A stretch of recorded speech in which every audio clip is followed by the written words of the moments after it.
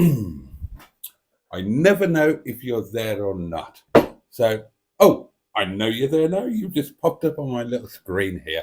Hello, darlings, and a very warm welcome to Wednesday. Oh, let's turn the volume down, shall we?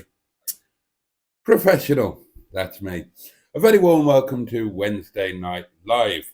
And we've got another hour of each other's company. Isn't that wonderful? I'm so looking forward to it.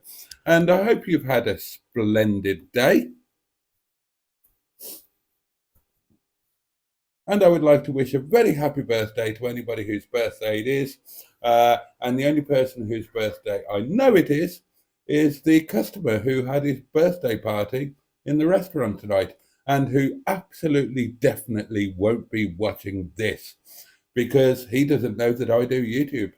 Um, one of the few people I haven't told, probably. But if any of you have got a birthday today or know somebody who has, a very happy birthday to them.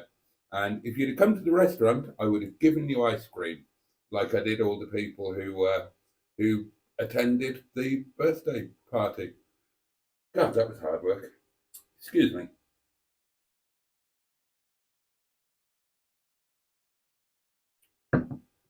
Oh, that's better.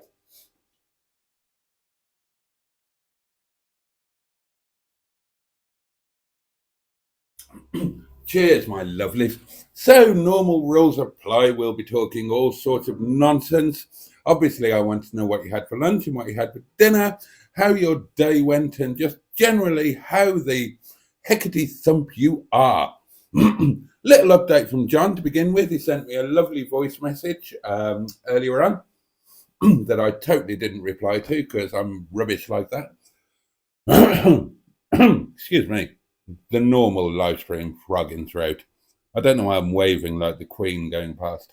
Uh, so John is he sounded quite upbeat actually. Still got a lot of pain in his chest. Feels like he's been hit by a steamroller. He's on morphine at night to help him sleep. He had a good kip last night. He's feeling a bit stronger, and he did sound really quite chirpy. Um, and he's got the hospital appointments and whatnot coming up, but he's really looking forward to getting up to the yard with me and Mustard and you guys in February. So that's all good. Who've I got? Let's have a look, shall we? Steve Cole, good evening to you. Barry, that guy from SETI Alpha 5, good afternoon, you lovely people. Jimmy Quinn, very good evening, Boaty and everyone. Good evening to you, Jimmy. The one and only General von Cheeseburger. What's cheeseburger in German? What's cheeseburger in any other language? I can't think actually. Cheeseburger. God, I mean, I know a little bit of other languages, and I can't think what cheeseburger is in any of them. General von Klinkerhoffen. Gosh, 29 of you. That's jolly nice. Diddly do. Oh, Trace is here. Oh, I'm here for the scandal, says Trace. A little birdie told me things have been occurring. Gosh. And I ended my own live stream. Sorry, open bracket. I ended my own live stream for this. Lol. Says Naked Tracy, who's just sitting watching us with a paintbrush tucked into her woolly socks, which just about cover her shapely ankles. Because Tracy, I can tell you, is the kind of woman who favours a shorter sock. She's not the over the knee type. Oh no. Well, not when it comes to socks anyway. Spanking, possibly, but then I wouldn't know. And it's really not for me to comment on that, so I'm sorry that I did.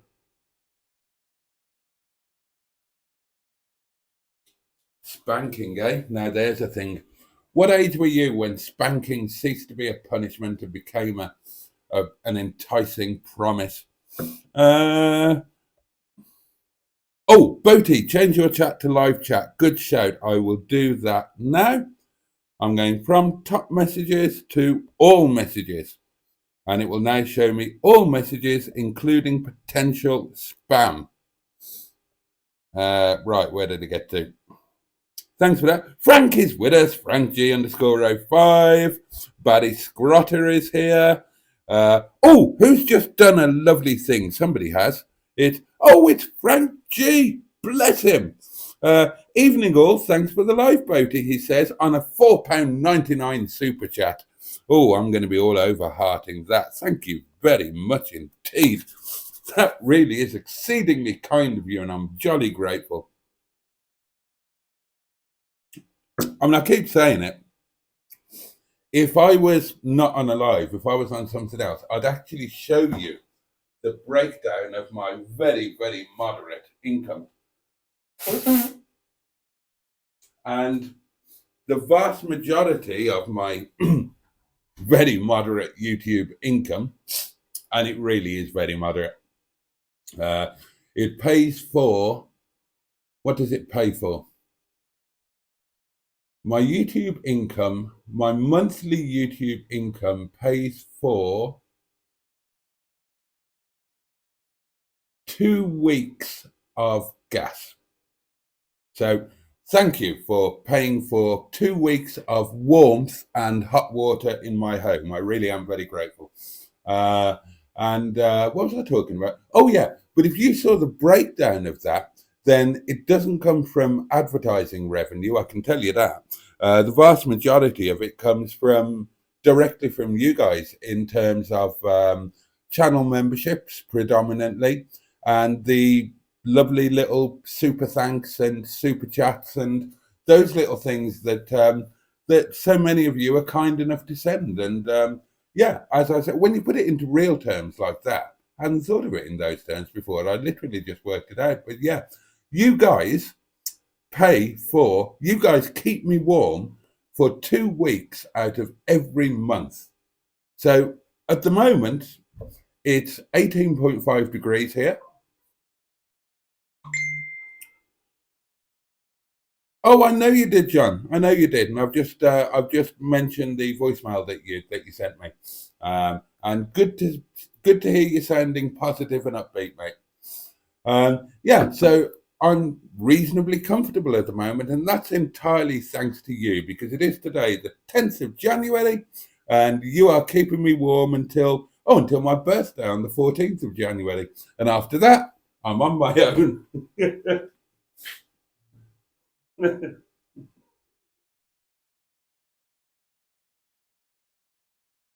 Slightly off at a tangent there, wasn't I? Where did I get to? You will be pleased to know, says Trace, that I am fully dressed as I came straight from my own live stream. Well, it is kind of reassuring to know that you are dressed for your own live stream, Tracy. When are you going to invite me on as a guest? All this time we've spent together, and I've never been invited on anybody else's live stream as a guest, apart from the first live stream I ever did where I was a guest on Trace and mine's friend. God, I don't know what to call him. Now, in my mind, I mean, bless him, he's gone now, of course, but in my mind, he's always Astro, because that's what he was known as on the eBay boards. And then some people know him as Woody, some people know him as Steve, but he was always Astro in my mind. I kind of got used to calling him Steve, but he was always Astro. So I was invited onto his live chat, and that was the first one that I ever did. And probably the reason, well, no, not probably, actually the reason why I started doing these, because I don't know if I would have done them otherwise. I mean, I might have. I suppose I probably would have, but it was doing that one that made me think I would enjoy that. I would really enjoy that. And guess what? I do.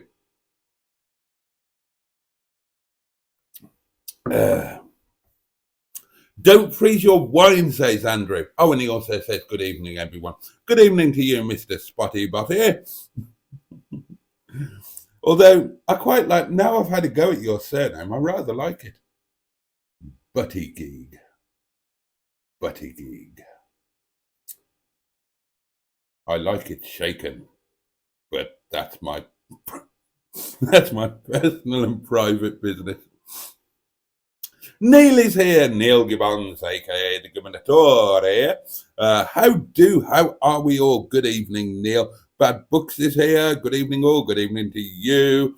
Oh, mine's on the 23rd, says Steve Cole. So, who else has got a birthday coming up? Oh, it was Bernard's birthday on the 7th, by the way. And that would have been the day that I shaved my head. But I don't do that kind of thing anymore because I am now your consummate professional fat old layabout. I don't know what I am. Oh dear. But I don't scare you all with a shaven head. I'm not going to shave my head again. It's too shocking. I'm gonna, at the grand old age of nearly 53. I turned 53 in a few short days' time. And at that grand old age, I'm going to overcome my lifelong phobia of the barber, and I'm going to go to the barber regularly, at least once a year, and just have a haircut. Although I don't know what to ask for, because I've never had a haircut, not in my adult life. I mean, I shave my head and it grows back, and I don't know, I try it. Well, I mean, I just brush it straight backwards. I've never had a hairstyle. And then it gets all long and Ken Dodd and goes mad, and then I shave my head again. So I wouldn't know what to ask the barber for. I mean, do you go for the old, well, I mean, the old short back and sides, I suppose, was a standard, wasn't it? But that doesn't, well, I was going to say that doesn't suit me. To be honest, I'm old. I've got bumps and lumps all over me, and I've barely got any teeth left. Nothing is going to suit me. But when I used to be a little bit more handsome, the short back and sides didn't suit me. So I've got quite a long face. And if I've got no hair at the sides and hair on top, it makes my face look even longer. And I only know that because my mother told me.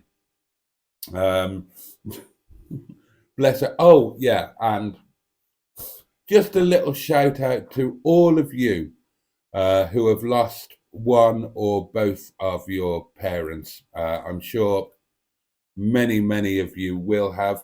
Today is the anniversary of my dear mum's passing away 12 years ago today. And my mum was my best friend in the whole wide world.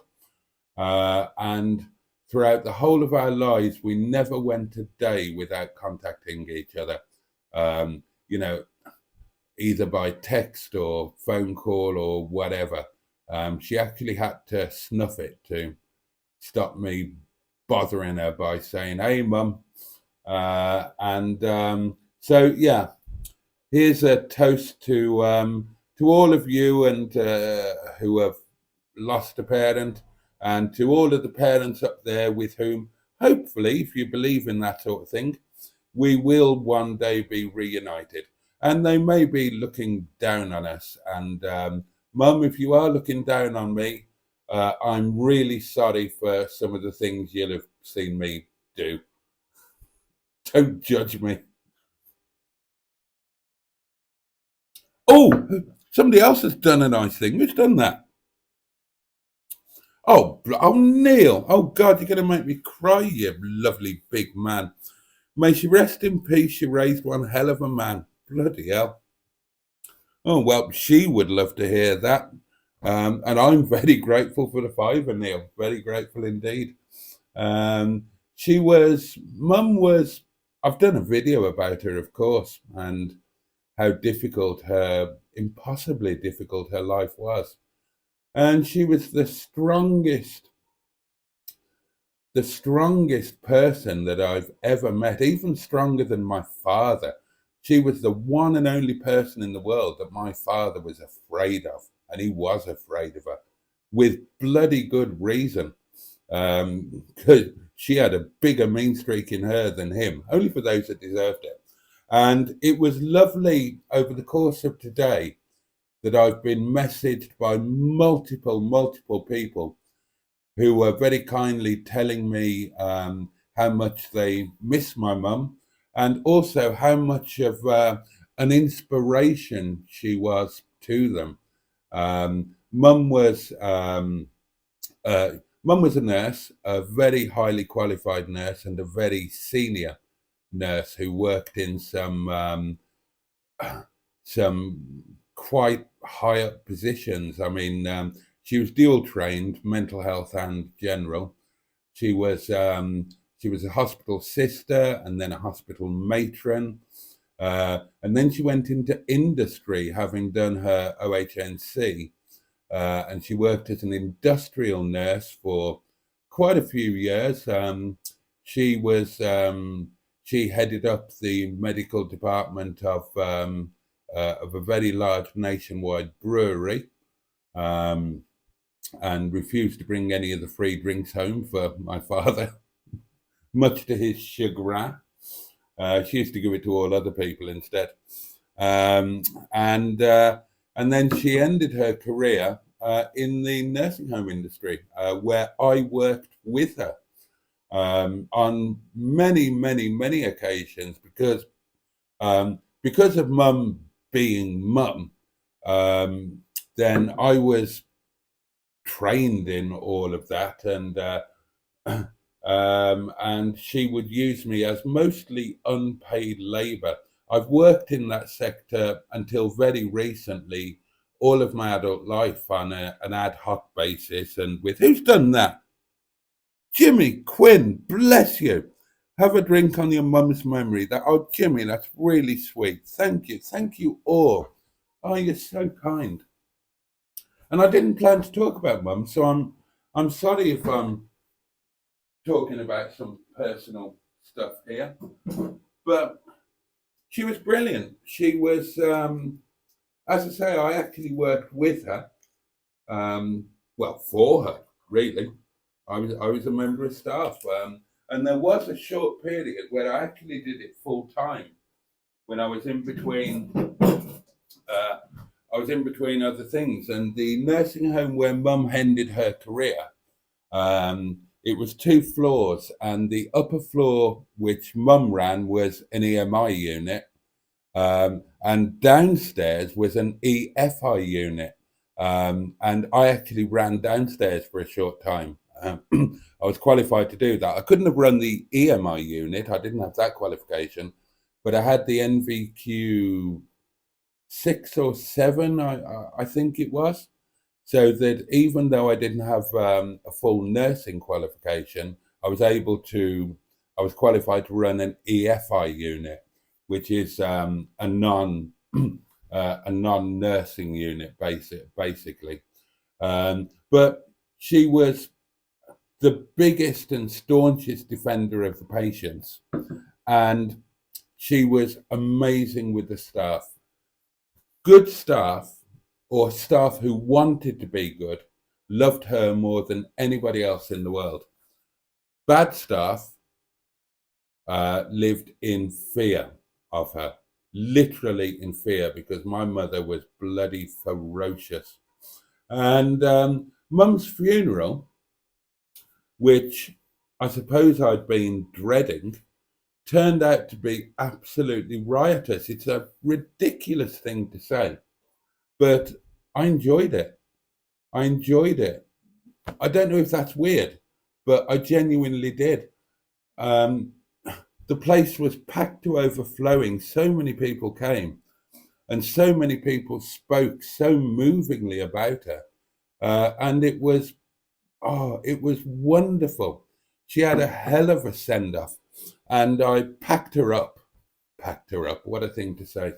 I insisted that she was sent off in full uniform because she worked up until the end. She had a life limiting condition.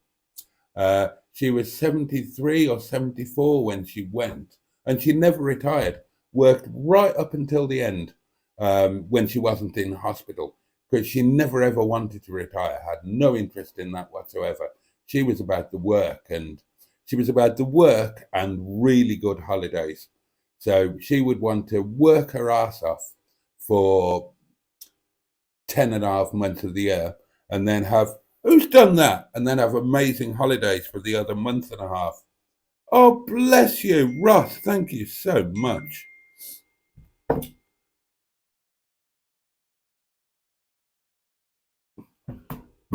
Oh, Ross, thank you very much indeed. Really appreciate that. 10 Australian dollars, no less. Um, so I sent her off in full uniform with a full packet of fags and her cigarette holder. She always used a cigarette holder, did Mum. I mean, there are some car related stories to Mum as well, because she did love her cars, and she wasn't shy about driving them. When she took the brewery job, I, she came home because when she took the brewery job, that involved her moving away. She was based in Trowbridge in Wiltshire, and of course, we were living in Redditch in Worcestershire. And so she was away Monday to Friday, and she used to come home at weekends. So because dad was dad, then at the age of 10 or 11 or whatever I was, I just naturally started running the house. So I did all of the cooking, all of the cleaning. I think I've told you this story before. I was obviously in full time training as well as being on the bike, as well as being at school. And I just took on all of the household stuff as well. And the famous, well, not famous, but the memorable story about that is that when my grandparents came to stay, and when I say my grandparents, I mean my paternal grandparents, because obviously my maternal grandparents, I didn't count as grandparents. My mother's mother was had issues, and we never knew who my mother's father was because my mother was the result of a rape by a visiting Test cricketer. Um, and there we are. So my grandparents came to stay, and they actually called whatever it was, social services or the NSPCC or something, because they were absolutely outraged to come and see that I was cooking the meal and, uh, getting home, doing my homework, going out training, then cooking a meal and cooking for dad and doing the washing and doing the tidying up and what have you. They were absolutely appalled. I didn't think anything about it. Didn't think anything about it at all. Didn't concern or worry me in the least. Oh God, has somebody else been? Oh, Sophie. Oh, bless your heart. Thank you so much. Oh, and she was. She really was. But yeah, I didn't think anything about that at all. Mum really wanted to do this job. It was a massive step up for her, and didn't didn't think twice about it. Of course, she should go and do it, and I told her so in no uncertain terms. And it was great. And she used to come home at weekends. And she came home one weekend. She had a new company car, and it was a Sierra Cosworth. And at that point, the M42 had not all that long opened. So she came home and she said, "Come on, we'll go out for a drive in this new car." And she took me out in this Sierra Cosworth. And then you knew when she was, thank you, so bless you. You knew when she was about to start having a go because she always smoked. She smoked non-stop when she wasn't working. And you knew when she was about to have a go because the cigarette in this insanely long holder, one of those long theatrical holders. And she didn't do it for effect. She did it because the holder added an extra level of filtration because the holder has got a filter in it as well as the cigarette having a filter in it, assuming you smoke filter tipped cigarettes. And also it stops, I will do. Thank you, Sophie. And also it stops the old thing of your fingers getting stained with the nicotine and what have you. But, so she's got this contraption perpetually out of her mouth. And when she was driving, you knew when she was about to have a go because it went from this angle and suddenly it would be gritted between the teeth and it would go pa-dong, like a chap suddenly becoming ready for action, if you know what I mean. The cigarette and holder would go up and you think, right, here we go. And it was the first time that she scared me in a car because she just decided on this virtually empty M42 in the days before speed cameras. She decided that we would just find out what the top speed of a Sierra Cosworth was. And guess what? It's quite high. And I was quite scared. And I was saying, for God's sake, stop, slow down. And she thought I was kidding because I was a kid. I was a speed freak, you know. And she said, "Oh yeah." And she's just still God. I was terrified. So she did like her cars, did Mum. She liked a big, powerful. She knew sod all about them. My mum and dad divorced, and they split up for a while, and Dad moved out, and then they got back together. Never remarried or anything, but they got back together. Dad moved back in.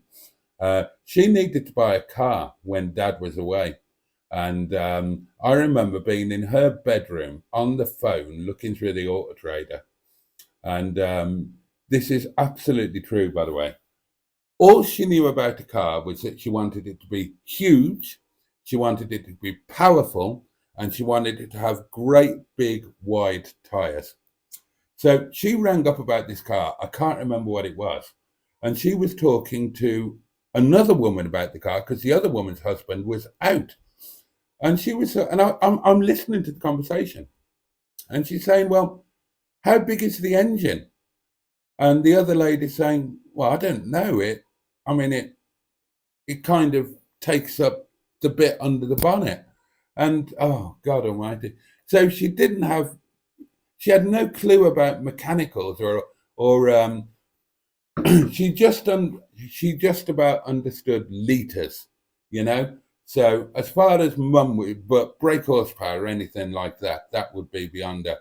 But Mum liked a car to be 4 liters or above, or she wanted it to have a turbo or something like that.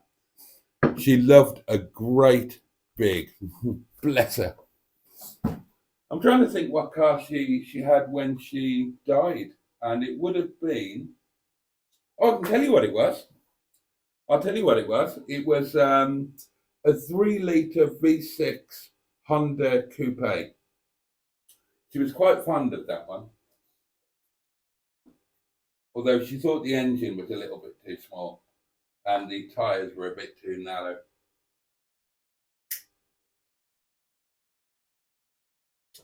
I could talk for 6 months non-stop about Mum, but I should get back to some comments, shouldn't I? Where did I get to? Oh, Trisha Alderman is with us. Good evening, Trisha. Chris Maguire, good evening to you. I'm very well, thank you for asking. Royale with cheese. Yeah, that would be French, wouldn't it, Barry?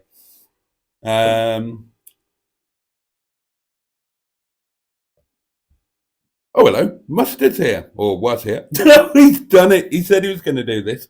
Hang on. T T for Best Pal. I think there's a name I don't recognise. And it's all close together, and I'm struggling to read it. I think it's T for Best Pal. Anyway, Mustard's done it. He said he was going to. Mustard says, "Hello, everyone, besides Skick." He said in his live stream he was going to do that. I can't believe you actually did it. I'll do it. I'll do it on your live stream next. Oh, and then he does say, "Hello, Skick." So everybody has been helloed. Oh, he's one of yours, Trace. Okay. Oh, dear. Hello, my beautiful lot. How are you? Says Sophie. How are you tonight, Boaty? I'm grand, thank you. Are you going mental with that vile word again tonight? Asked Simone. No, I'm not. And I'm sorry that you didn't like it and felt the need to go, Simone. But no, it won't be repeated tonight. Don't worry. Neil says, Paul, forgot to ask, does Harry need a new battery or is it chargeable? And the battery is okay, says Mustard. It was on charge when I was there on Monday.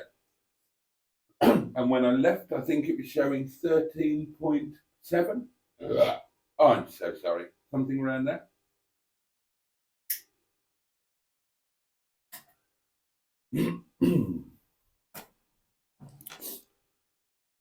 Oh, yeah. It pays for your noodles, says Steakold. Yeah. You channel members will know that, not new channel members, you channel members will know that the daily diary that went up today is a noodle review. I cooked and ate some new noodles that I hadn't tried before, and I thought I'd make it into a food review because God knows people get brilliant numbers doing those, and I wouldn't mind a piece of that action. And I can report that it's been an incredible success.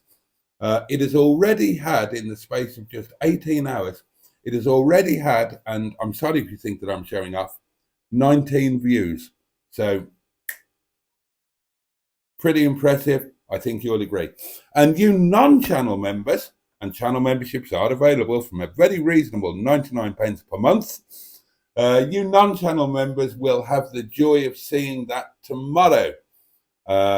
And you channel members will have a new one tomorrow that I filmed today, didn't I? God almighty, I'm struggling to remember what the hell I did. I've remembered what it is now. I won't tell you, it'll spoil the surprise. Or it'll make you think, oh, fuck me, I don't want to watch that.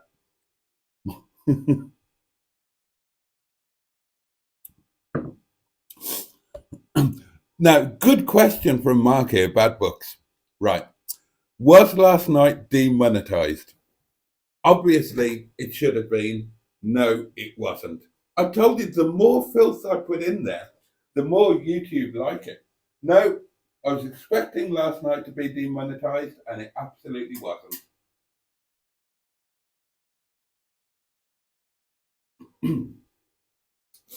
So that's approximately 29p that would be going into my back pocket on the 23rd of February.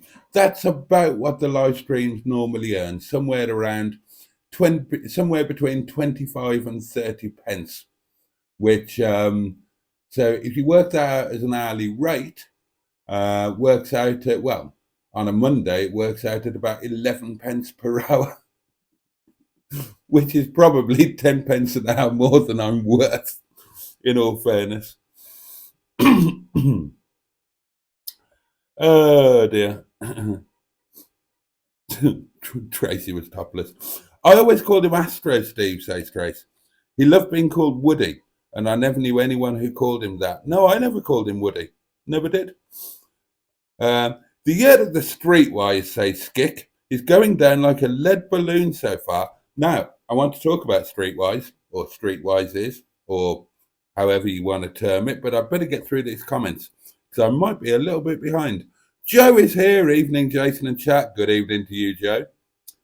The problem is, says Trace, you're at work or doing your own live when we're streaming, but one day we'll have you run amok with our lovely stroke insane, open bracket, insane, close bracket, viewers. I would love that, Trace. I got my hair cut today, says Steve Colt. I'm going back tomorrow to get it finished off. Bloody hell, how long did that take? Mustard says, Boaty, you have a hairstyle like me.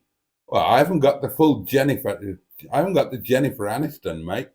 And I haven't got your lovely, soft, silky hair that's so delightful to touch.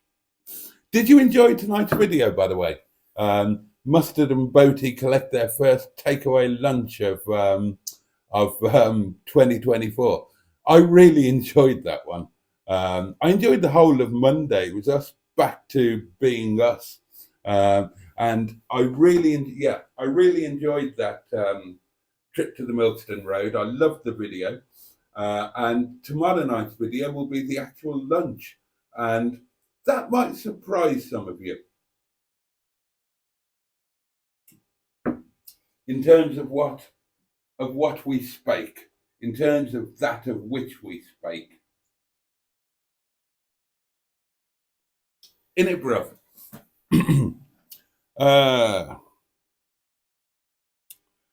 You do have more teeth. You very much do have more teeth, Mustard. And be grateful for it. Don't take them for granted. I've taken my teeth for granted all of my life and assumed that they might not have been perfect, but I didn't expect them to desert me in the way that they have. Dear me. And it came about all of a sudden. You know, one moment you're okay, the next minute they're falling out like bloody ninepins. Oh, I can't wait to get some dentures. If only I could get an NHS dentist. Or better still, no. I mean, let's be optimistic. Uh, I won't wish for an NHS dentist. I'll wish for the money to pay for a bloody private one so I can get some nice gold plated dentures.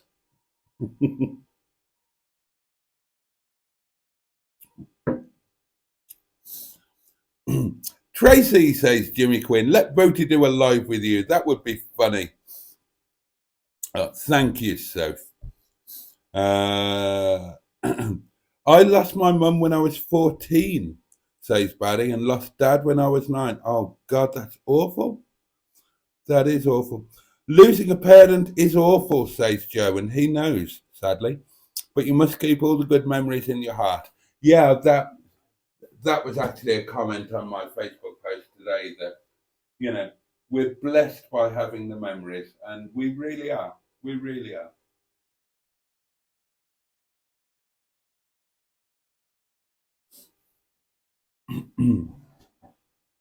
Nicely said, Joe, says Andrew. My mum is 80, says Steve Colk, and always does my Sunday dinner, and it's the best meal in the world. Well, it would be. Everybody's mum's or grandmother's Sunday dinners are the best Sunday dinners you ever had. Now, my mum, bless her, she was a lousy cook, if I'm honest. She was a lousy cook. She had no interest in it, but she liked nice food. So we used to, and she loved a road trip. So we would often have a road trip to go out and get something to eat somewhere. Not anywhere flash because, you know, we were relatively poor. We shouldn't have been poor because mum earned okay. We were poor because dad didn't, and dad did the absolute bare minimum that mum allowed him to do. Otherwise, we could have been a little bit more comfortable. Um, but yeah, mum liked the food. And in later years, she liked really good food. Certainly when I was started earning money, she ate like a king. Well, I've told you, we used to do the annual road trip to San Sebastian, and I would take her to the literally the best restaurant in the world. She's certainly eaten more than once at 3 of the top 5 restaurants in the world because that's where I used to take her. At that point, 3 of the top 5, 3 Michelin-starred restaurants were in or around San Sebastian, and we would do them one night after the other. And then, as I've told you many times before, on the 4th night, we'd go and get a dirty kebab from a guy from Bradford who had a little kebab shop in the back streets of San Sebastian, amazing as that might sound.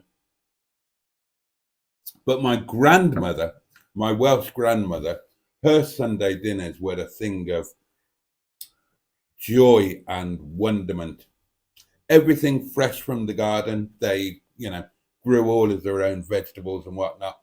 Cooked in the Rayburn as only a good Welsh woman can cook it. Oh, fabulous. Oh, so bless you. Oh, oh, I'll choke up if I read that out, but thank you, Sophie. Joe says, lost my dad when I was 14, 5 days before Christmas. Oh, that's cruel, isn't it? But I'm grateful he flew high instead of suffering. Absolutely. Right, there is some mention of a bit of stuff that kicked off today. Feel free to talk about it, and I will mention it before we bugger off. But if you guys want to talk about it while I work through the comments, by all means do so.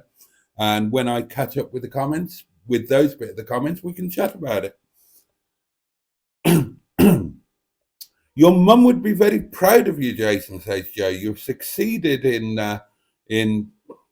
so much and continue to help many. She created one hell of a bloke.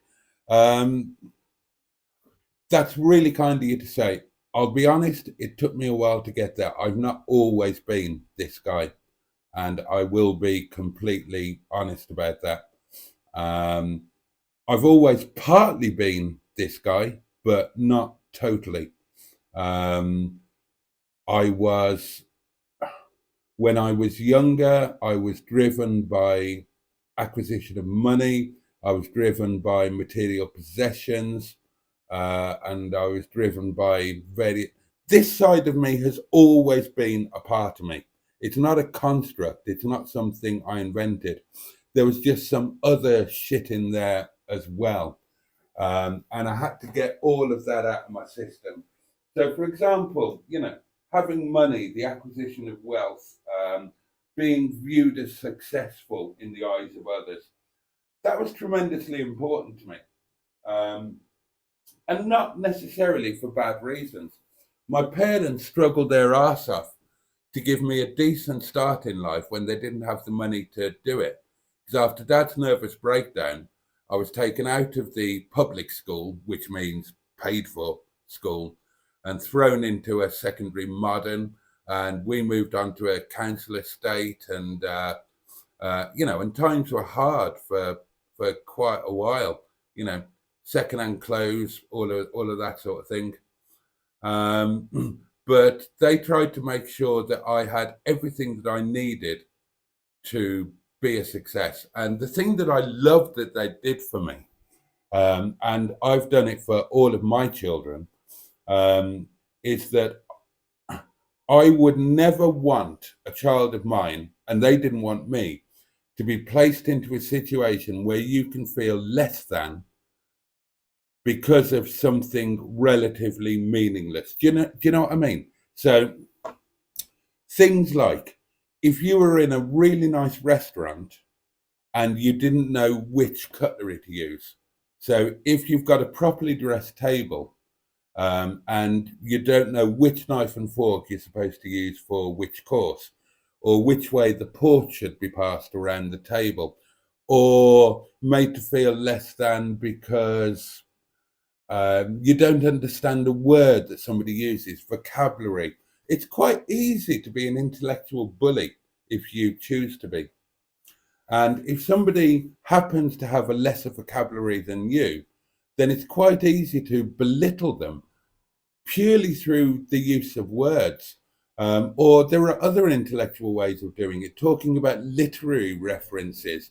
And then you can say, oh, you've not read so and so, so and so.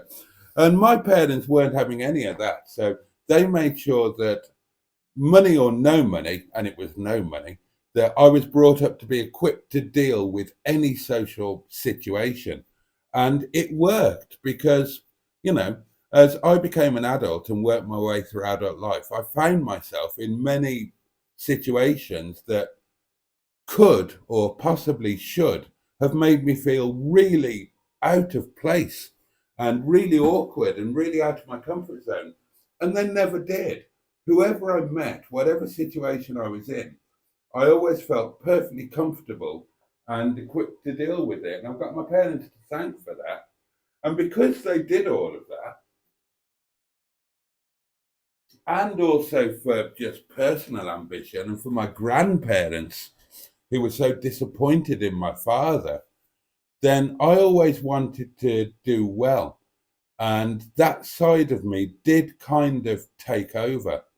And I was not as nice as I am now as a whole. I was still this person. I was still doing voluntary work and working with the elderly and whatnot, but I was a little bit ruthless, if I'm honest. And I guess I could be more than a bit of a bastard. Well, I don't say I guess. I know I was. I know I was. And as you get older, you kind of learn what's really important. But I wouldn't change it because I'm not sure I'd be who I am now. I mean, you know me, with the exception of wanting to have money to put gas in the meter and have some warmth and have too many cars sitting outside, and whatnot. But I'm not driven by money anymore. After my divorce, I had many opportunities to earn really good money, and I didn't want to do it. I turned them down, and they were literally thrown in my lap. And I did that because it didn't matter anymore. I'd learned the lesson that money didn't make me happy. Not not anymore. It wasn't my driving factor, if that makes sense. And but I'm not sure if I would have got to that point so easily had I not had it. Because if you've not had something, you're always going to have that the grass is always greener thing. And you'll always think, well, if I had this, I'd be happy. If I had that, I'd be happy. And when you've had it, then you can be more realistic. You can say with some certainty that I know now what makes me happy. And maybe that comes with age as well. Maybe you become less selfish as you get older. But all I know is that the divorce was the turning point for me, although I'd started going in that direction. And after that, then money per se, other than, needing enough to keep your head above water, money didn't matter so much. I didn't give a shit about success and how whether society viewed that I was a success or not. Because bear in mind that I had been viewed as a success because of what I'd done. And then suddenly, when you're poor as a church mouse and you've got none of the trappings because they've all disappeared overnight, and you're not earning the money, you'd think that could be a problem, and it wasn't for me. I didn't care that I was working for Sainsbury's for a little bit above minimum wage and having to put in 90 and 100-hour weeks in order to make ends meet. I didn't feel any less of a human being because of that. And I didn't give a shit what people thought of me. And I can tell you that it was always funerals. When I went to funerals of people from my old life and all of my friends who were dotted around the world and are retired or are running multi-million-pound businesses, living amazing lives, and they say, "What are you doing now?" And I would say, "I'm delivering groceries for Tesco, for Sainsbury's rather." And they'd fucking take pity on me and offer me this, that, and the other. Maybe not because they were taking pity on me, but maybe it's because they knew what I could do. And they're thinking, right, well, I'll set him up in a business and I'll make money out of it. And didn't want to do it. There was a day when I wanted to do it. The first funeral I went to, Goat's funeral. And there were all these flash cars and all my flash mates. And I came back from that thinking, I'm living the wrong life. I've fooled myself. That is where I should be. I should be with them, not driving back to, I was in Farcorth then, I was in a little rented semi-detached, driving whatever it is I was driving. And I thought, no, I've had the wrong mindset. I've been whatever. That's where I belong. I belong with them and I need to get back into it. And then I woke up and that's how I went to bed feeling. And that's what I was planning. And then I woke up the next morning and I thought, no, not for me. I'm happy. I go to bed. I've done an honest day's work. I'm exhausted. And that was when I started sleeping properly. Doing those 90, 100-hour hard physical weeks, that was when I was going up to bed and falling asleep because I was exhausted. I wasn't coming in from the casino or something like that. Anyway, let's get back to some comments. Oh, John. Oh, Mustard, bless you. I would honestly like to sling you a few quid tonight, Boaty says Mustard, but you're as skint as I am, mate, so you bought me lunch on Monday, and I'm not entirely convinced that it was your turn. I was thinking about that afterwards, and I've got a thing in the back of my mind that it was actually my turn. I'm not sure if that's right or not, but so there you go. You have slung me a few quid, and bless you.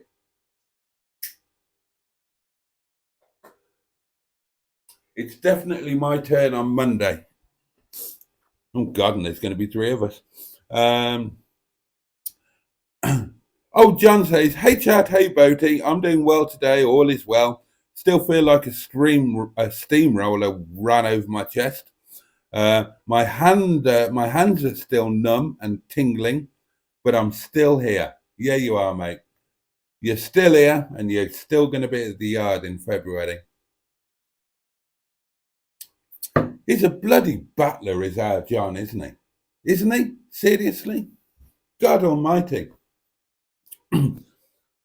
I'm not a weak man and I'm not a coward. But if I'd been through what John has been through, I would be sitting in the corner. If I was here at all, I'd be sitting in the corner, shaking and sucking my bloody thumb. John, no, he's here. He's in the chat. Yep, still here.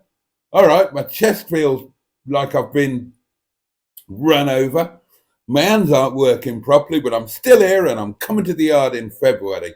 And like I said to you at the beginning of this live stream, when he left me that voicemail today, he sounded great. He sounded chipper. He sounded upbeat. Our friend John, cheating death on a daily basis.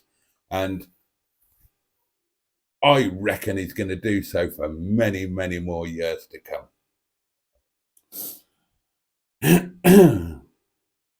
My mum is 81, says Ross, and luckily got to see her in November. 10 years too long. Thanks for your messages earlier tonight, says John, says Cheeseburger.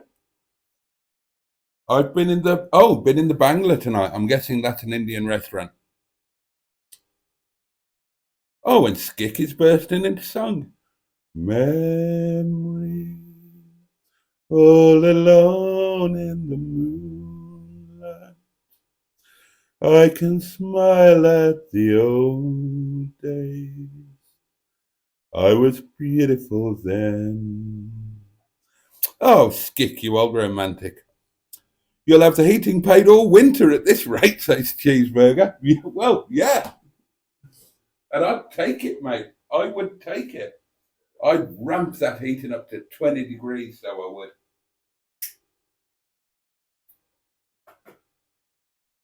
I was talking about this with a customer tonight, actually. A hard-working, self-employed customer, when we were talking about how shit tends to roll downhill. And the stuff that they say affects everybody, like the cost of living crisis, price of gas and whatnot. You know, in reality, the working man who goes out, the backbone of Britain, goes out, does a good job 5-6 days a week and earns, living wage or whatever. We're the ones that get absolutely bloody clouted, not the people on a high income.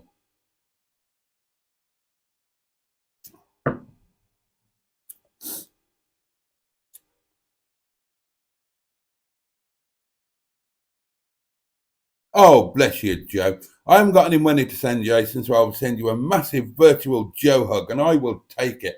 Joe gives a great hug. So does Neil. Honestly, if you want to feel better about life, spend an evening with Joe and Soph and Neil, and you'll come away feeling amazing. God knows I always do. And you'll have some amazing hugs to send you on your way. I watched the noodles, says Neil, and they did look good. Not bad for 55p, were they? Noodles look pretty tasty, says Ross. Is it weird, asked Joe, but I like eating the noodles uncooked. I think it's weird, Joe, but if you ask everybody else that I work with, they think that's perfectly normal because they all do it too. And interestingly, on the packet, on the noodle packet that I cooked, was it today? Wasn't today, was it? It was yesterday. What did I have for lunch today then? God, this is concerning. Have I got early onset alcohol-induced dementia? Oh no, I know what I had for lunch today. I had tandoori chicken with salad. Of course I did. Noodles was yesterday, wasn't it? But it actually said on the packet, first time I've seen it on a packet of, dried ramen noodles, it said that some of the flavouring has already been added to the noodles, so you can eat them raw straight from the packet and enjoy them. So I think you're weird, Joe, but everybody I work with thinks that is perfectly normal. And they think I'm weird when they offered me some for going, ugh. I like the noodle review, says Chaz Brown.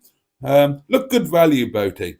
Can't knock it. Can't knock it. And they were genuinely tasty. I really enjoyed that meal. I should eat noodles bloody every day, really. I mean, what else can you eat or cook for that money? They don't even take much cooking. So, it's not like having an oven on for half an hour or an hour to roast some spuds. It's not even like having a saucepan on for 25 minutes to boil some potatoes for mash. It's like 4 minutes, 5 minutes in a wok. Brilliant.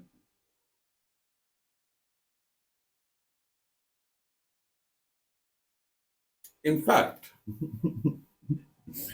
how to kill a channel in 1 month. I might just do more of those. I might do noodle reviews. I might buy all of the instant noodles, try try them all, and one of two things will happen. One is that you will all say, "Fuck this! I'm not watching this idiot anymore, who just cooks and eat noodles at us on a daily basis.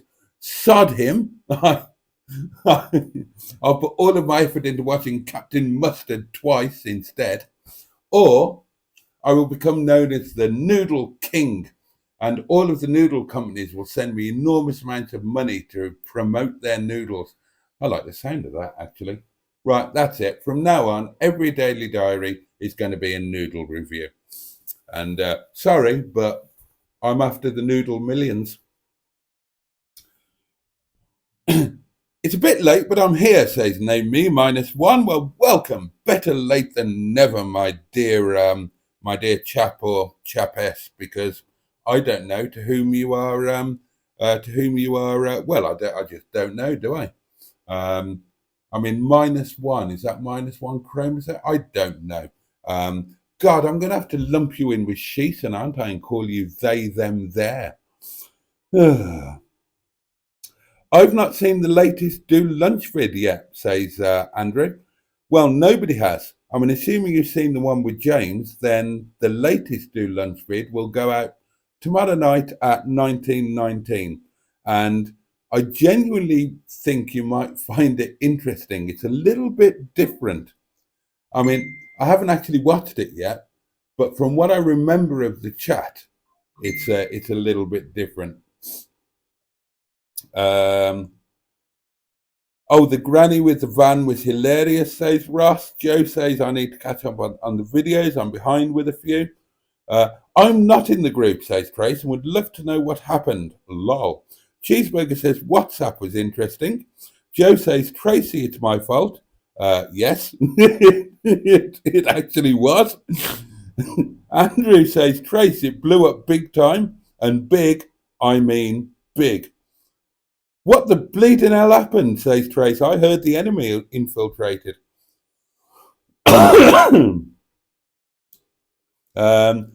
My edit of the Restival post caused a few problems, says Joe, as some can't take a joke. Jimmy Quinn says, how did Steph get on the WhatsApp group? Oh, who's done that? Oh, _Lou95 has become a channel member. Thank you, _Lou95, and welcome to the heady heights of channel membership. My God, life is going to get so much better for you from now on. You can walk around all day. And again, you could be a chap or a lady chap, couldn't you?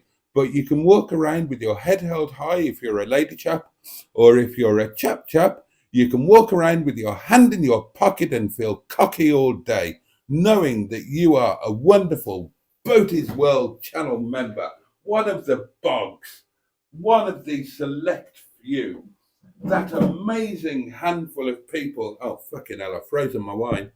One of those amazing handful of people who helped me to continue to inflict this misery of trying to pour a wine turd. Oh, go on, you can do it. Go on, out you pop. Oh, hello, there we go. Ugh. That's not wine, that's a slush puppet.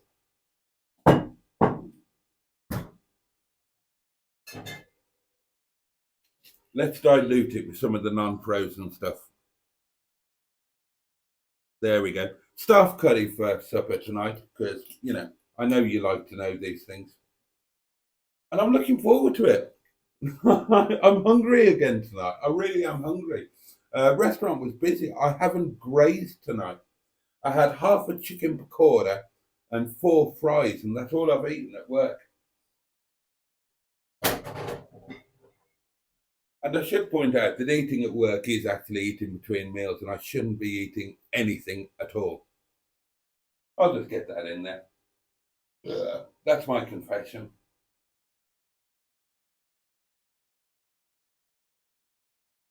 Forgive me, Father, for I have sinned. I ate half a chicken pakora and 4 fries in between meals. Yeah, well, so say 3 Hail Marys and 4 whole badgers and poke yourself with a spoon and we'll call it quits. Fair enough, Father? Oh, and by the way there, I hear you're a racist now, Father. Oh, dear. Where are we? Well, it managed to make it onto my Discord, so I've seen that. What is Discord? What is your Discord? And what made it onto there? Joe, she got on as the pic got sent around by a few members of the group. It didn't get sent around by a few members of the group, Joe, at all. Cheeseburger says, I think unacceptable pressure has been brought to certain subscribers. It's bullying. And according to the chat, others have heard of this kind of unacceptable behaviour before. Right, I am going to address this, darlings, before we go.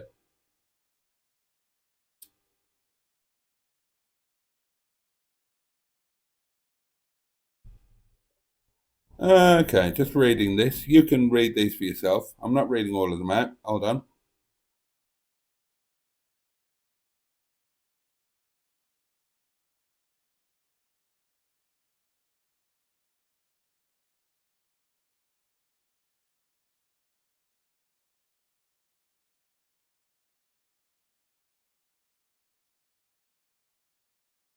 Oh, gosh. Oh, right. You've all got a lot to say, haven't you?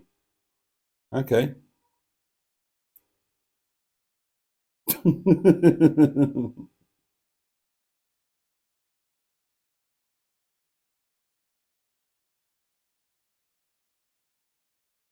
Oh, Tom Drives has been in contact. Good, Captain. Good.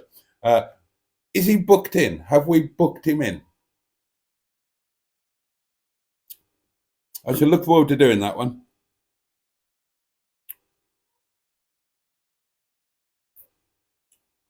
Hold on, I'm just ploughing through these comments. Bloody hell, Mustard. Our house is currently 12 degrees. It's warmer than outside.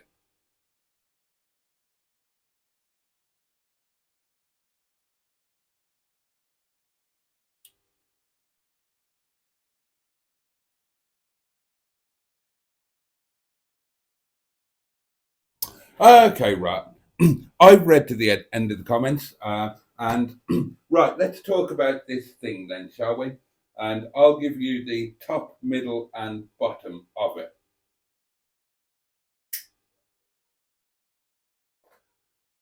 Or at least my version of the top, middle, and bottom of it. You might disagree with me, and that's fine. We're all entitled to our opinion.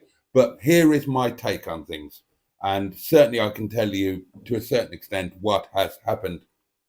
Obviously, last night we had an amazingly good laugh on the live stream with the thing that we are talking about.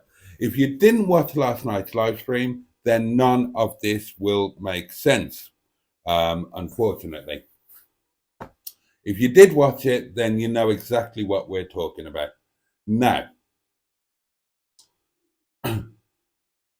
last night in a nutshell, I was talking about car shows. I'm on record over the space of more than a year of saying I'm not a fan of the standard car show stroke community meet formula, where meet in a field, meet in a car park, meet in a car yard. Nothing against anybody who does these things, because Mustard does exactly that. And I've been to at least one, possibly two of his. I'm just not personally a massive fan. And this is what I was talking about last night.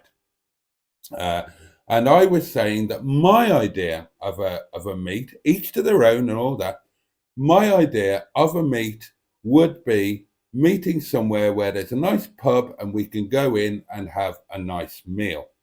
Okay? And I suggested that I would call it Boatyville. It's a play on words. There are other plays on words are available, as we know. And Cheeseburger, being Cheeseburger, suggested that it should be called something else, beginning with a C. And then we all started laughing a lot. But that's the top and bottom of it.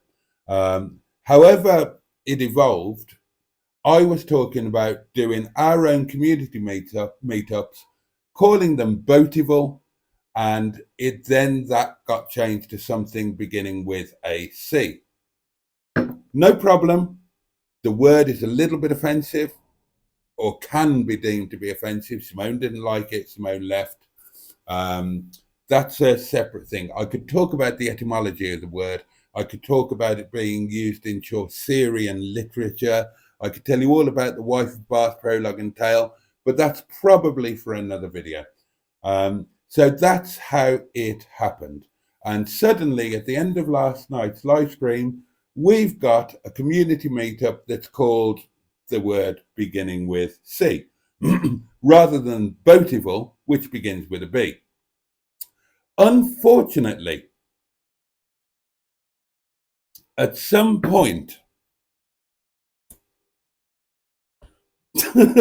sorry, I'm just reading the comments. I'm getting an inflatable boaty. Right, at some point, somebody else's festival. Fuck off, Neil. Go and fuck a lamppost.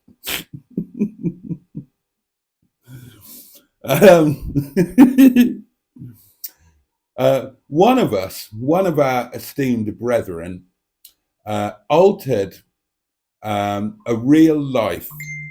I'm not even looking at that because you're trying to screw me up again. Yeah, I'm not looking because you're trying to do me like you did me last night. Somebody altered an existing, some existing promotional material for, well, right, there's no point in beating around the bush, is it? Obviously, there is an upcoming thing called Rustival. It's organised by Ian Hubner, Matt Furious Driving, and Steph iDriver Classic.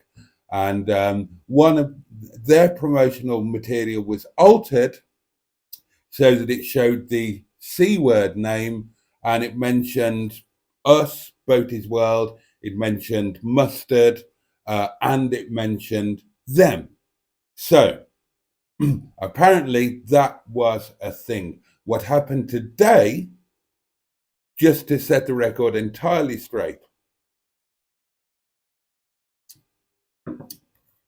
nobody, as far as I'm aware, has complained about our potential festival that is called something beginning with C. Why would they? They might think that it's offensive. They might not want to attend it, but it's not directly causing offense to anybody else individually. Obviously, now this part is conjecture on my part, but Matt, one of the organisers of Rustival, is a member of my Facebook group. and I'm very flattered and very proud that he's a member of our community, because obviously he's a big, well-known YouTuber. He's been he's been a part of my group for a long time. He's a lovely guy. I've met him in real life. I think he's absolutely lovely, and yeah, I'm delighted he's a part of our community. That much I can tell you is true. This is where the conjecture comes in. I would imagine that Matt saw this altered post. And I would imagine that Matt, well, I know full well that Matt took issue with it, because it's his original artwork. He created it. As such, he holds a de facto copyright for it, because there is automatic copyright on any original material that is displayed within a public area, however you want to term that, whether that's virtual or in real life. So that's issue number one. Somebody has taken his original artwork and buggered about with it.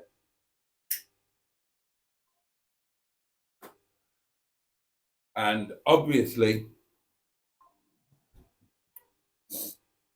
hold on, I might want to address that.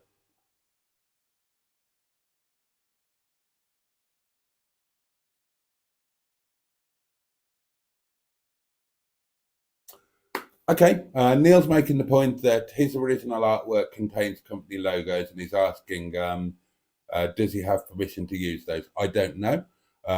Matt is a professional photographer and a professional designer, so I assume that he does know. And he's doing this in a very professional way. They all are.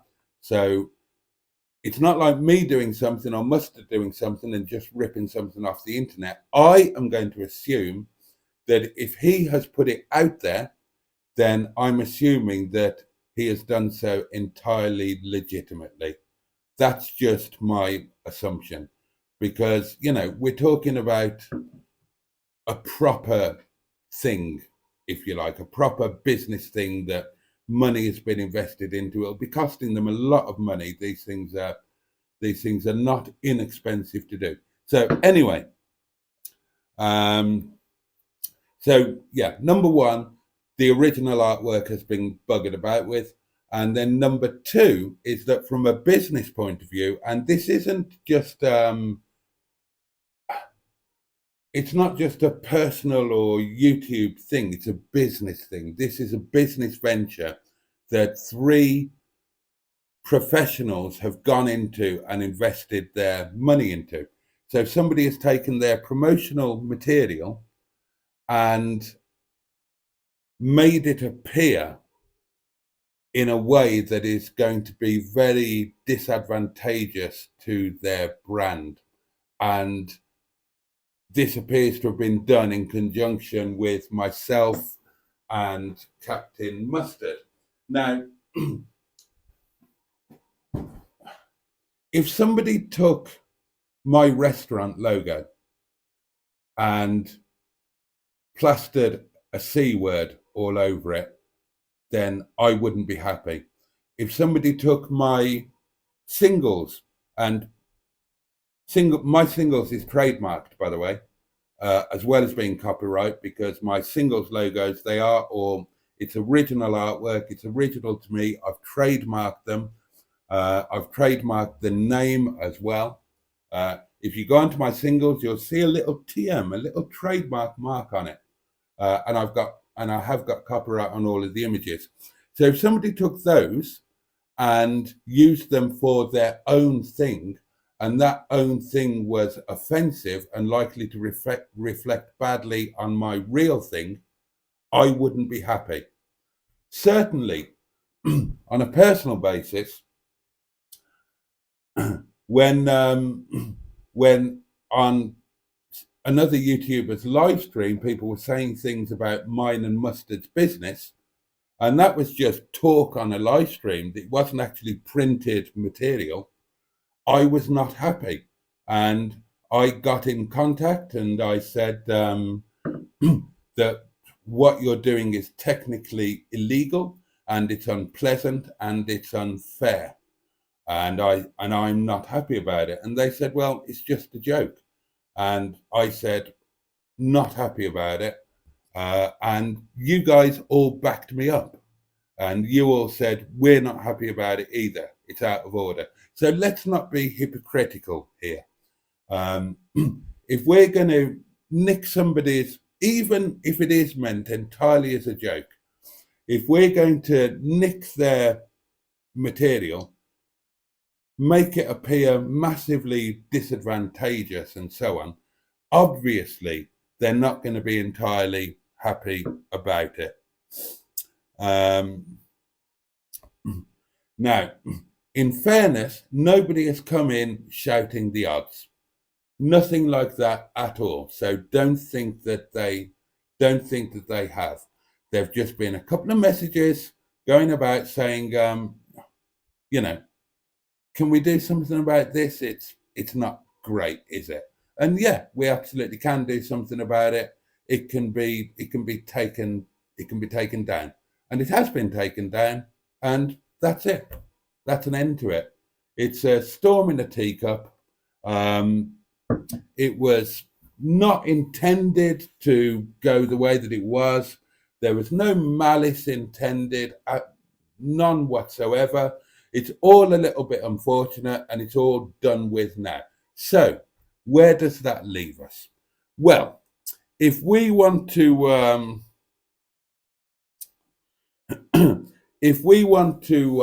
plough on with what we called it, we can do. Not a problem. Nobody's got a problem with it. So we'll let the dust settle for a little while first, and then we'll revisit it. And if we want to do it, we can. Nobody's got an issue with that. The only issue that anybody has had is with one particular thing that made it out there onto the internet. And unfortunately, once something is on the internet, even if you think it's in a private environment, once it's out there, you can never ever put it back in the box, kind of thing. So, but there we go. That's it. So it's been dealt with. It's end of story. And the only other thing that I will, Andrew, there is absolutely no problem whatsoever with your flyer. Nobody's got a problem with that. I've got no problem with it. Nobody else would have a problem with it, because your flyer is,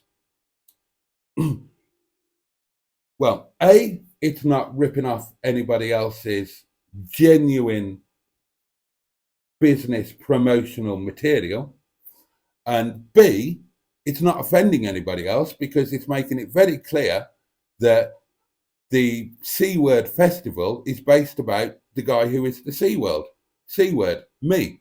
And then you are all C words by extension, because you would come to it or be involved with it in whatever way. That's not a problem. Nobody's got a problem with that. That's not the issue. The festival itself isn't the issue. The only issue that anybody has had is with that one thing. No, they're not cheeseburger.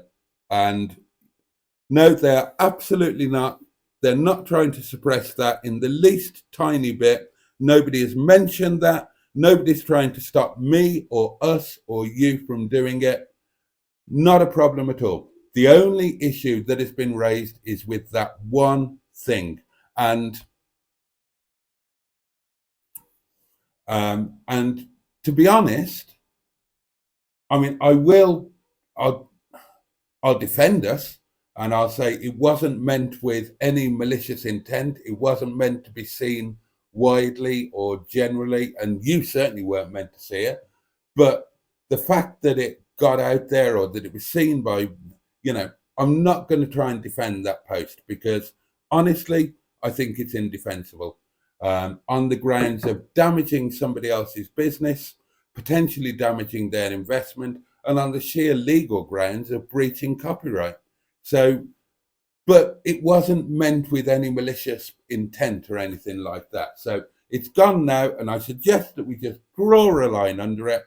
And as I say, if we want to carry on with the Sea Festival, we can do. Nobody's asked us not to. Nobody's got an issue with it. I don't think Mustard wants anything to do with it, but there we are. No problem.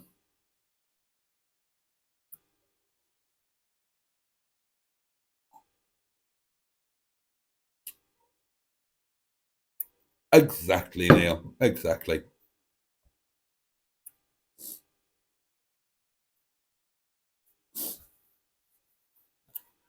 And while we're addressing it, I don't think that it's bullying for somebody to ask very nicely, is there anything you can do about this, please? I don't think that's bullying. Neither do I think it's bullying that when it's taken down, they say, thank you. That's not bullying in my book. But if you have a different opinion and you think that's bullying, then okay. I personally don't. Um, they asked for it to be taken down. I took it down. They said thank you. Sorry, I just don't see. I don't see that as bullying. So, C Wordival 2024 lives. It can do, Cheeseburger. It absolutely can do. Nobody has got a problem with it. Um,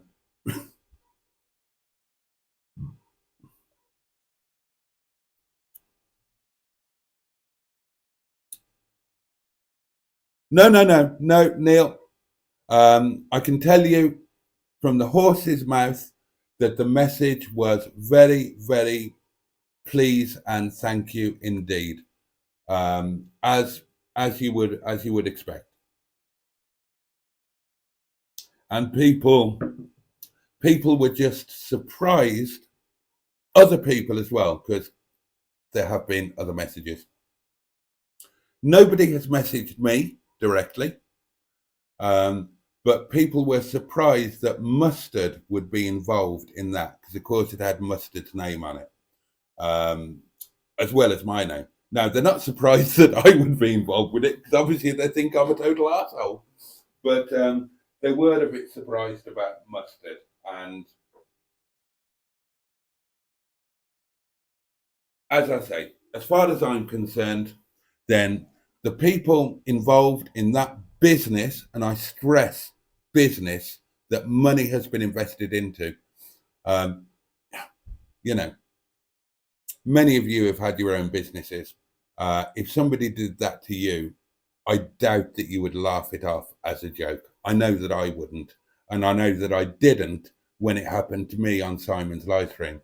And I know that you lot didn't laugh it off as a joke on my behalf. And I know you supported me. And I know you're grateful for that.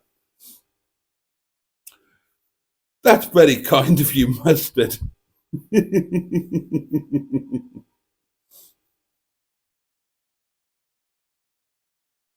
Cheeseburger, yeah, trust me, firsthand.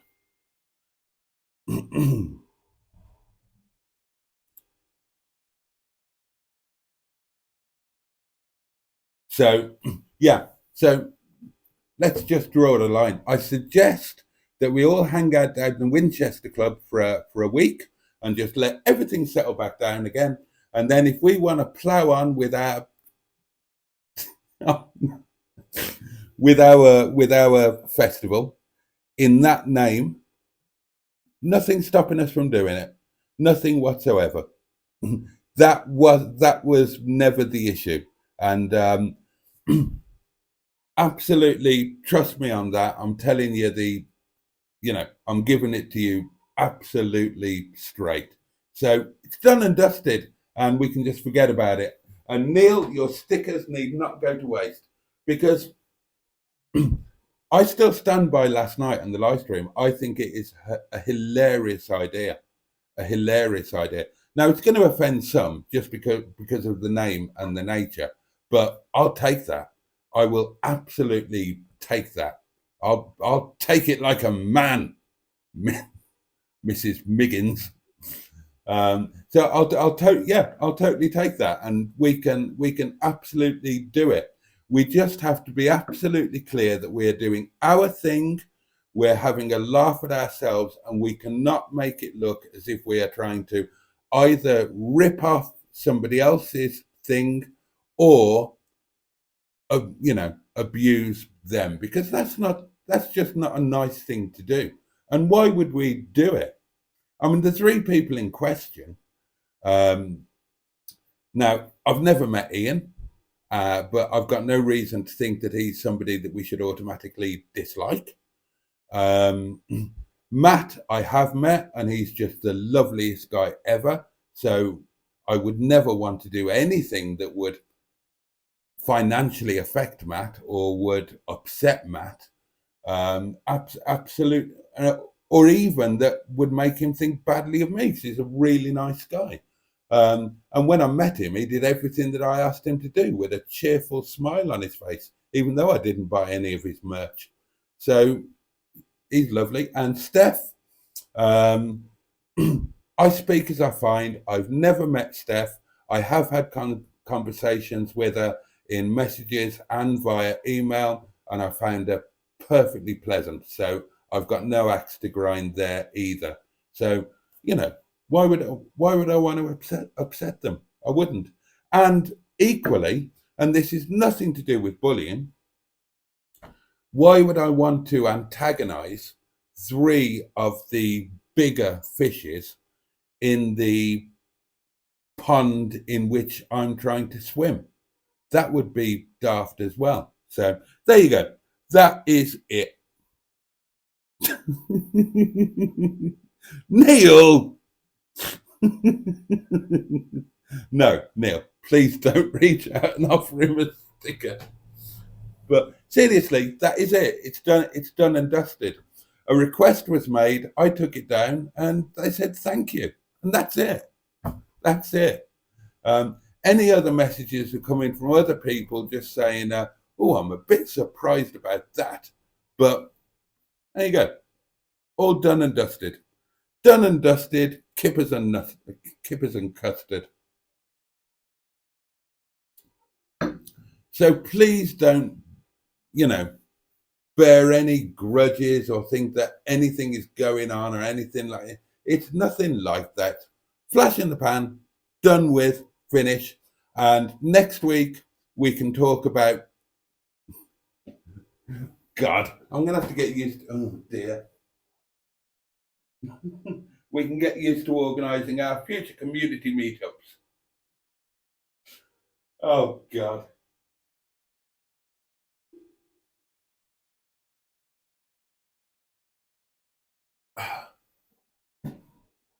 I still just love that, the idea of having business cards with that name on it. And uh,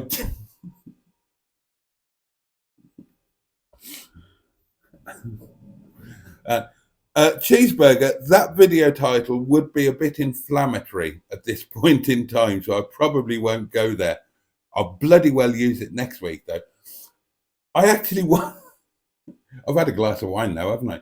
But, you know, we have to put the other thing, that isolated little thing, we put it in a box and we forget about it, right? The rest of it, I want all of that. I want the car stickers. I want the business cards. I do. I want all of that. I really do. And I absolutely, I want it to happen. I want to be there. I want to be the chief. See you next Tuesday. I want to win the See You Next Tuesday of the Year award. I want it all. So I do want all. I do want all of that, and nobody has got a problem with that. We can absolutely do that, and I think it will be absolutely hilarious. I stand by everything I said last night. Um, Everything that happened this afternoon is just about one isolated little thing that's been dealt with, and I should shut up about it, and then we really can all forget it.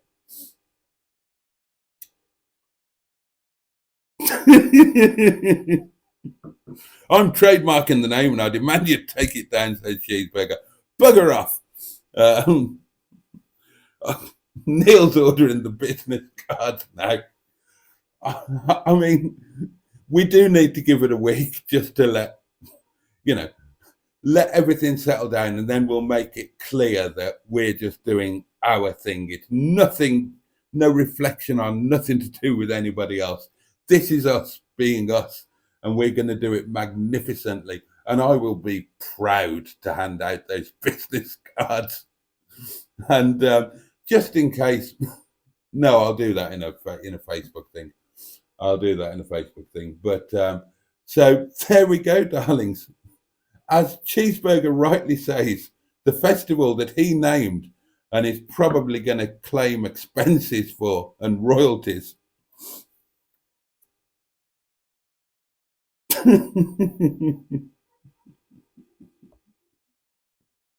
Oh, God. Oh, God, you're all going to work on the merch. This is merch I can get on board with, especially as it's not about me. It's about, I genuinely love this idea. Um, Mustard mentioned this actually on WhatsApp, and he's quite right. He said that we're all used to each other, and we used to be able to, and Neil mentioned it as well, and we can all say pretty much anything to each other, and we know each other, and we know that it's going to be in jest, and no offence is going to be taken. And that's what I love about this, that if and when we put this on, this is just going to be us showing what we're really like, proudly walking around with t-shirts.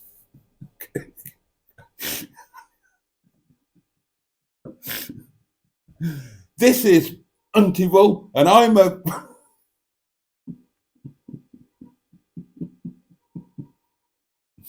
I love the idea. I love the idea. I love it.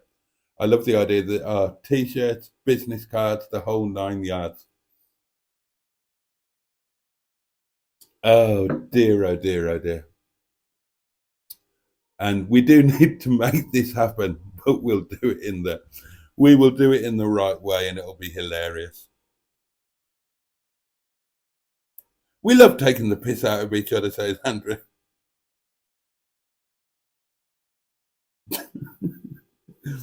We need a chairman to call the Honourable Untable.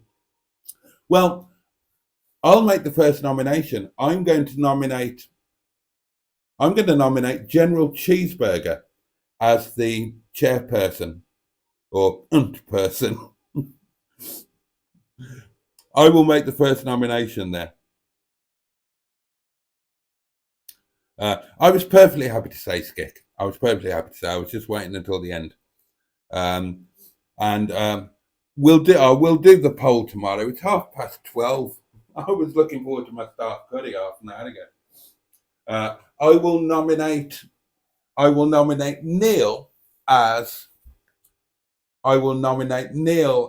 marketing manager, as he seems to be the man with the merch.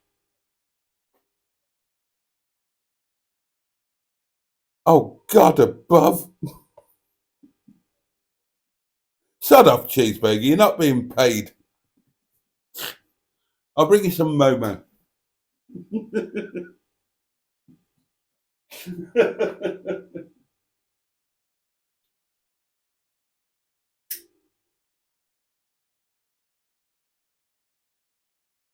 Oh, God. This is going to be so funny. I mean, we genuinely do. We may have had a little hiccup, but we do need to make this happen. We're going to offend some people, but we. Sorry, I'm losing it again. I just keep seeing the name. Cheeseburger. Oh, what have you done? Oh, my God. Oh, and that thing that Andrew did. Oh, where did you get that picture of me? Spotty Butty, where did you get that picture of me from? I mean, it's perfect, but where did you get it from? Oh, God. So Neil, yeah, I nominate Neil as merchandising manager. Oh, hello. John's pinging me.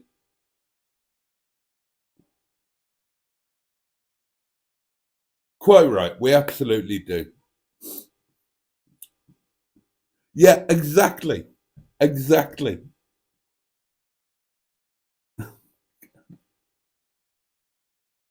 Oh dear, oh dear, oh dear.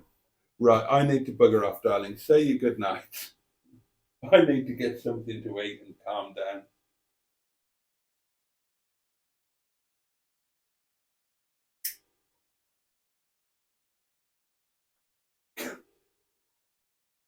I just keep thinking of the name and losing the plot. Ah. Oh, hello, Ben. I didn't realise you were there. A massive thank you to everyone who um,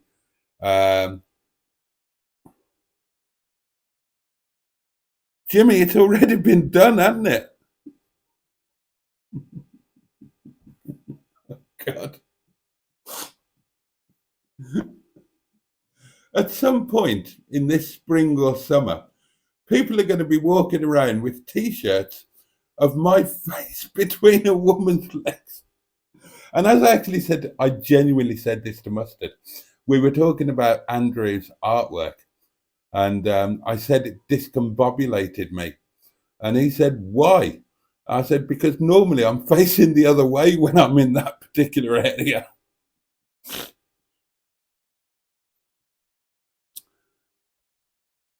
Oh dear. Oh, bless you, Joe. I don't think you needed to do that, but I'm sure he'll be glad that you did. And thank you very much. And we can just draw the line. No, no damage done. No lasting damage. Nobody's fallen out with anybody. I mean, my reputation has probably taken a little notch up, but that's entirely my own doing. I mean, with the exception of that one thing, I take full responsibility for rolling with Seativille. It was my live stream. I said it all, and I stand by it. And I will continue to stand by it. And I will proudly wear that t shirt. God, it's the only car show I'm looking forward to. Who's going to host it? Who's going to host it?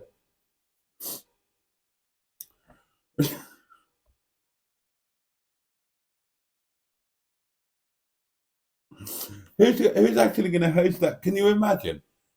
Emailing the Great British Car Journey or something and sort of saying, hello, I'm a fairly well-known YouTuber with a large and thriving, wonderfully vibrant community, and we would like to host a community meet at your venue.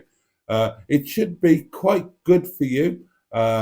People will go into the museum. They will pay the entry fee. They will pay to park, and they will almost certainly use your cafe. So it should bring you in quite a lot of extra business. Oh, wonderful! Thank you so much. Yes, we'd love to host you. Um, what what's the name of this festival? It's festival. Sorry, what was that? It's festival. Sorry, I'm not getting that at all. I'll send it to you. Sorry, I'm afraid we're closed for the foreseeable future. Seriously, what venue is going to host a festival called Untival? God. Oh dear.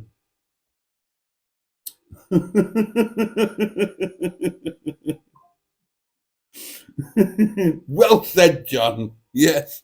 Long live Untival.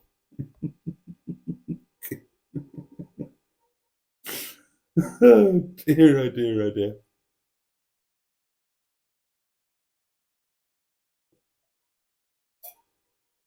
Oh gosh. Oh, my shirt size.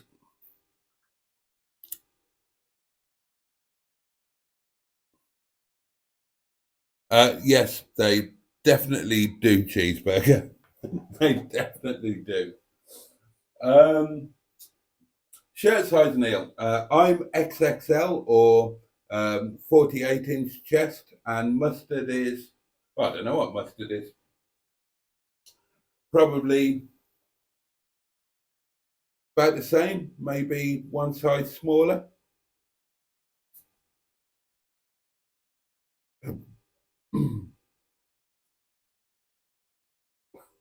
God.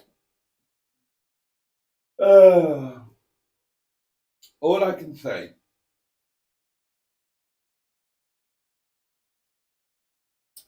is that the next few months leading up to spring and our community meetup this year are going to be interesting. Can I suggest to the board, with your permission, Mr. Chairman Cheeseburger, Mr. Chairman Cheeseburger, can I suggest that we take this brand and we have it for all of our untivals, but that we have untivals in different parts of the UK, so that can I suggest that untivals should travel around to different areas? I can't do that on a live stream, Neil. Even if I don't get demonetized, certain people don't like the word and don't want it to be heard. I'm glad I'm cheering you up, John. Oh, hello, Paul Rotherman. There's a new name. Good morning from us, mate. Good morning to you. Thank you for joining us as we're just about to leave. Yes, it is indeed a travelling sea, Mr. Chairman Cheeseburger. Yes, Trace, like a fucking hellfire. You can. Here we go. Here we go. Yes. Look, you can all think of lots of plays on words. God, I'm going to become, I dreamed of becoming a famous YouTuber, and it's going to happen, isn't it? But for all the wrong reasons. For all the wrong reasons. God, this is what I'm going to be famous for. This is what's going to be on my gravestone when I cough my final cough. Here lies that arsehole Boaty, the man who decided that Untival might be a good idea.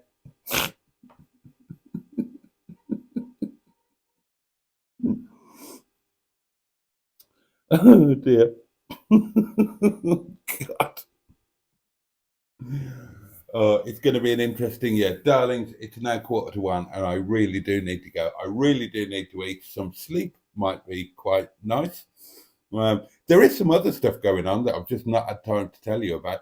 I wanted to tell you about Barney the Streetwise. I'm going to have to do that tomorrow now. Remind me to tell you about Barney the Streetwise. And the question is, should I buy him back? Because there's a story there, but it's too late. I'm no, we can't, Jimmy Quinn win.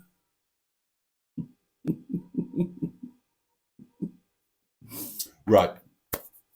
Thank you so much for tonight, guys. Thank you. It's been a hoot and a holler, as they say. Thank you so much to everybody who very kindly sent me a super chat. Joe, you're a legend. Neil, you're a legend. Mr. Cheeseburger, Chairman, sir. Captain Mustard, sir. Yeah, thank you to everybody who sent me a super chat tonight in my mum's memory. It means the world. That genuinely did move me quite a lot. And for your kind comments. We have a new channel member to welcome.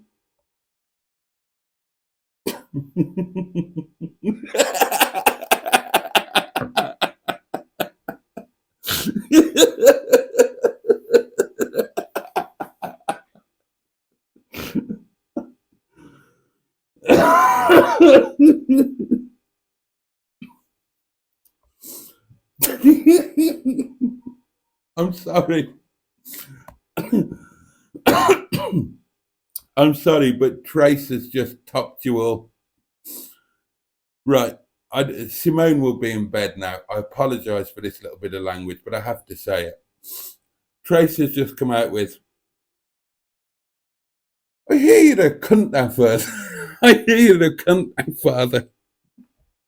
That's the title. That-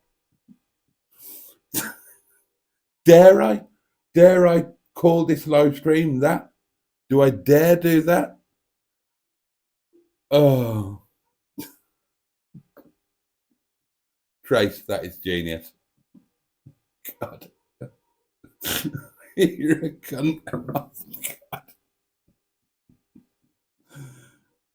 I'm not sure I'm going to live. I'm going to die of laughter long before we get to the inaugural Untival.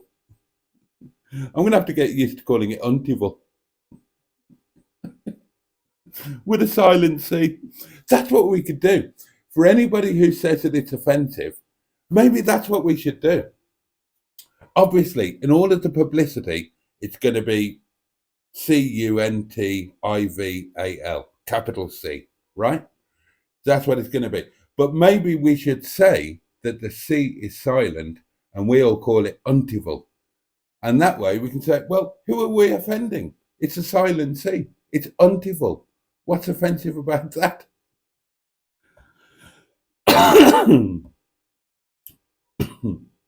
What's the church's view on the...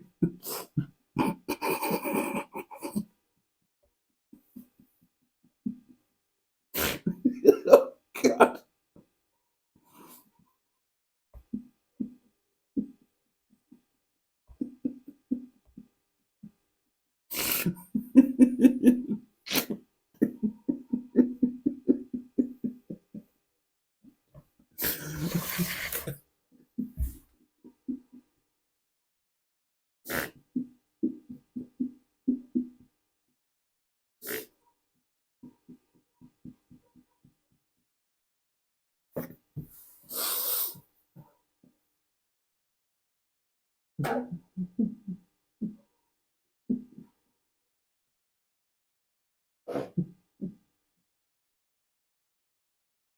I can't take any more.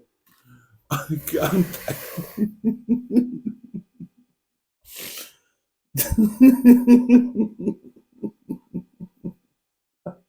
I can't do this.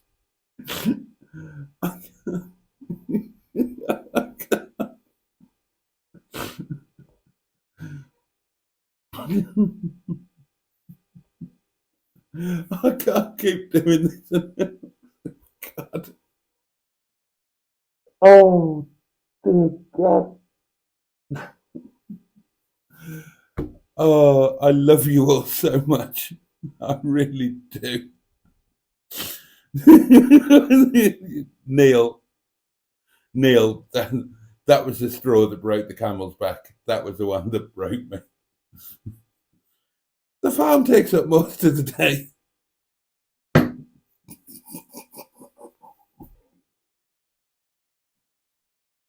Mm.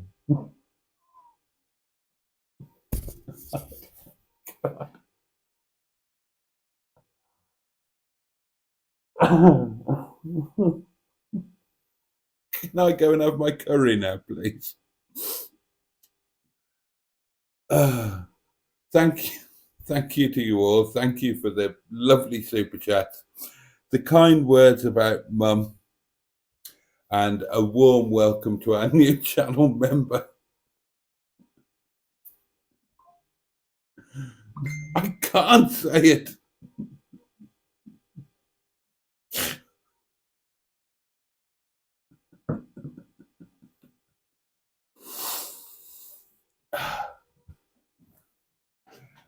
Oh, it's 1:15. Jesus Christ.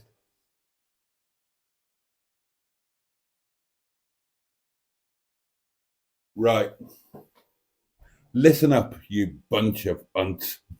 I love you all more than you'll ever know. Thank you so much. Take massive care of yourselves. Have a safe and peaceful night, especially you, John. I hope you get a good night's rest. Have the best day that you can tomorrow. Have a nice lunch. Send Neil your t-shirt size. And I will see you all tomorrow at 11 o'clock. And don't hunting well be late, will you?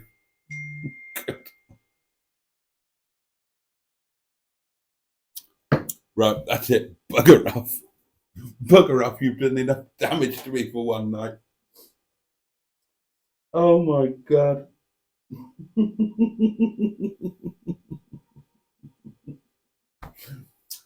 uh.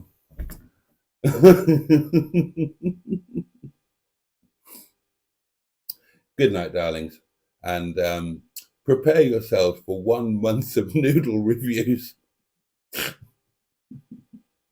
We should have our own brand of noodles. Oh God, go to bed, go to bed.